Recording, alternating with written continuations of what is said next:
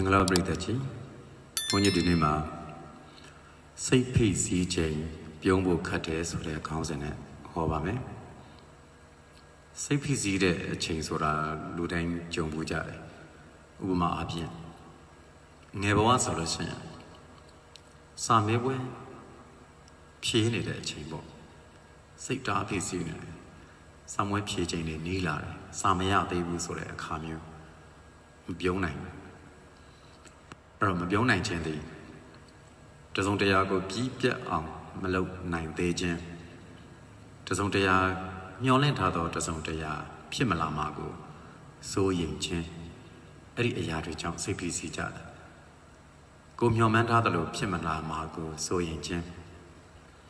မမျှော်မှန်းထားသောအရာတွေဖြစ်လာမှာကိုစိုးရိမ်ခြင်းအဲ့တော့လူတိုင်းကတော့အမြဲတမ်းပျော်ရွှင်နေခြင်းတာပဲအမြဲတမ်းအဆင်ပြေခြင်းတာပဲတွေ့တဲ့သူတိုင်းအကုန်လုံးနဲ့ကိုအမြဲချစ်ခင်ခြင်းကြတာပါပဲပင်ကိုအနေထားပေါ့သူကလည်းကိုကိုချစ်ခင်ကိုကလည်းသူကိုချစ်ခင်ဒီလိုမျိုးနေခြင်းကြတာပါပဲသို့တော်လည်းမတူသောအခြေအနေတွေနဲ့မတူသောစိတ်နေစိတ်ထားမတူသောစရိုက်တွေနဲ့အတူနေတာဆိုတော့ကိုမြင်တယ်လို့သူမြင်မှာမဟုတ်ကိုခံယူတယ်လို့သူခံယူမှာမဟုတ်ကိုခံစားတယ်လို့သူခံစားမှာမဟုတ်ကိုနားလဲတယ်လို့သူနားလဲမှာမဟုတ်ကိုအလိုဆန္ဒနဲ့သူအလိုဆန္ဒနဲ့တူမှာမဟုတ်ဒီလိုမျိုးတွေဆိုတော့ကိုကမြန်မြန်သွားကြတယ်သူကမြန်မြန်မသွားဘူးဒီတော့ကိုရည်မှန်းချက်တွေမဖြစ်ဘူးအဲ့တော့ဒီလိုလူတွေနဲ့ဒီလိုအခြေအနေတွေနဲ့ထိတွေ့ပြီးတော့နေရတဲ့အခါကျတော့ဆန္ဒရှိသလောက်လုပ်လို့မရဘူးမျှော်မှန်းထားသလောက်ဖြစ်မလာဘူးဆိုတဲ့အရာတွေဖြစ်လာတာပေါ့ဒီခါမှာစိုးရိမ်မှုတွေကြောင့်စိတ်တွေဖိစီးလာတယ်မနိုင်တော့အရာတွေကိုလည်းလုပ်ရတယ်မနိုင်တော့တောင်းဝင်တွေကိုလည်းထမ်းရတယ်ဒီခါတွေမှာစိတ်ဖိစီးမှုတွေဖြစ်တယ်မပြုံးနိုင်ဘူးမှန်တယ်မပြုံးနိုင်ဘူးအဲ့တော့ဘုန်းကြီးအတွေးလေးတစ်ခုသွားပေါက်တယ်ဘုန်းကြီးမှလည်းအဲ့လိုတောင်းဝင်တွေအများကြီးပြီးနေတဲ့အခြေအနေတွေကခဏခဏကြုံတာဘူးအဲ့လိုအခြေအနေတွေကနေပြီးတော့ပြုံးလို့ရအောင်ဆိုပြီးတော့ငါလူတွေကိုဒီလိုမျိုးတရားဟောတဲ့သူပဲကိုယ်တိုင်ပြုံးလို့ရအောင်တကယ်လဲစိတ်ဖိစီးနေတာအလုပ်တအားများပြီးတော့ဆုံးဖြတ်စရာတွေများနေလို့အဲ့တော့ဘာမှမစင်စားတော့ပဲနဲ့တမင်တတ်ကိုပြုံးလိုက်တာလောကကြီးရဲ့တစ်ပင်လေးတွေစသည်ဖြင့်ဒီအရာတွေကိုခံစားမှုမရှိတော့တတ်မဲ့အရာတွေကိုကြည့်လိုက်ပြီးတော့စိတ်ချမ်းသာအောင်လုပ်ယူလိုက်တာရအောင်ပြုံးတာတကယ်လည်းအလောက်ကကြက်ဖိစီးနေတယ်ဒါပေမဲ့ရအောင်ပြုံးလိုက်တာပြုံးလိုက်ပြီးတော့ကိုဘေးနားမှာရှိနေတဲ့လူတွေပေါ်မှာလည်းမေတ္တာပေါ့မေတ္တာပဲရှိပြီးတော့အလိုမချမှုမရှိအောင်လို့စိတ်ကိုပြင်ယူပလိုက်တာ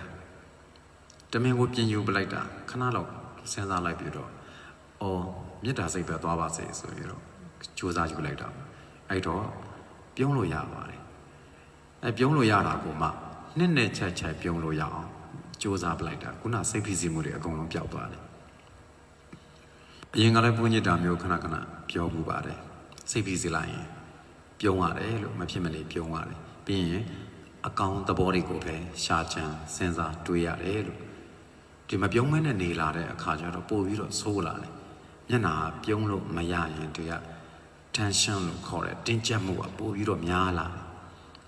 တင်းကျပ်မှုများလာတာနဲ့အမျှအမားလုပ်ဖို့ပို့ပြီးတော့များသွားတယ်စကားကလည်းချွတ်ချွတ်တာတာထွက်လာတော့မှမဟုတ်ဘူးကို့မျက်နှာအမူအရာကိုကို့အမူအရာကိုအကုန်လုံးကနည်းနည်းကိုမသိပေမဲ့ကြမ်းကြမ်းတန်းတန်းကြီးဖြစ်လာလိမ့်မယ်စိတ်ကဒီမှာပျော်ရွှင်မှုမရှိဘူးလွတ်လပ်မှုမရှိတဲ့အတွက်ကြောင့်မလို့စကလုံးတွေရောကို့အမူအရာတွေရောအကုန်လုံးကကြမ်းသွားတယ်နည်းနည်းခတ်ထန်သွားတယ်အဲ့ခါမှာပတ်ဝန်းကျင်ကိုတိုက်ရောက်မှုကြတော့အဆိုးကြီး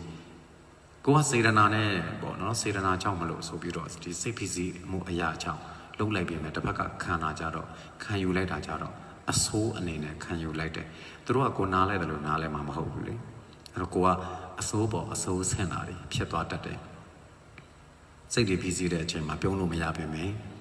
အချိန်လေးခဏလောက်ယူလိုက်ပြီးတော့ရအောင်ပြုံးကြည့်လိုက်ကောင်းတဲ့အချက်ကိုကောင်းတဲ့အကွက်တွေကိုလိုက်ပြီးတော့ကြည့်ပေါ့ တစ်ပင်လေးတွေပဲကြည်နေတာငှက်ကလေးတွေပဲအတန်လေးတွေပဲနားထောင်နေတာနားထောင်လို့ရတဲ့နေရာသွားပေါ့အဲ့လိုလေးနဲ့စိတ်ကိုဘာနဲ့မှမညှိမတွေ့အောင်ဘယ်ပြဿနာထဲမှာမရှိမနေအောင်ကြိုးစားပြီးတော့ရအောင်ပြုံးပလိုက်နဲ့ချိုက်ကိုပြုံးပလိုက်အဲ့ပြုံးပလိုက်လို့ရှိရင်ထွက်ပေါက်တစ်ခုတွေ့ပါလိမ့်မယ်အလိုလိုကိုစိတ်ကပေါ့ကျသွားတာဒီတော့စိတ်ဖြစ်စီမှုဖြစ်လို့ပြုံးဖို့ခံနေလို့ရှိရင်အဲ့ဒီလိုမျိုးတွေစူးစမ်းကြည့်ပါပြုံးလို့မရအောင်ကိုအချင်းတွေတစ်ခုခုကိုဖန်တီးပြီးတော့စူးစမ်းကြည့်ပါလူတွေအပေါ်မှာလည်းအစိုးမမြင်အောင်ခဏလောက်ရပ်လိုက်ပြီးတော့မေတ္တာပြန်ရောက်သွားအောင်စူးစမ်းလိုက်ပါအဲ့စိတ်ဖြစ်စီမှုကနေရောသွားပါလိမ့်မယ်အလုတ်ကတအားများနေရင်လည်းနိုင်တဲ့လောက်လှုပ်သွားမယ်နိုင်တဲ့လောက်လှုပ်သွားမယ်ဆိုတဲ့သဘောပဲဒီတစ်ခုပြီးပြီလားပြီးရင်တော့တစ်ခုလှုပ်မယ်ပေါ့အဲ့ပုံစံမျိုးမပြီးဘဲနဲ့တော့ကိုယ်စွမ်းအင်ထက်တော့ပို့ပြီးတော့လှုပ်လို့မရဘူးဆိုတော့နိုင်တဲ့လောက်ကိုလှုပ်ချသွားလိုက်တဆင်ချင်းသာလှုပ်သွားလိုက်အဲ့ဒါစိတ်ဖြစ်စီမှုရောသွားလိမ့်မယ်အောင်မြင်ပါလိမ့်မယ်ကဘာသူကဘာသားပေါင်းအေးချမ်းပျော်ရွှင်ကြပါစေ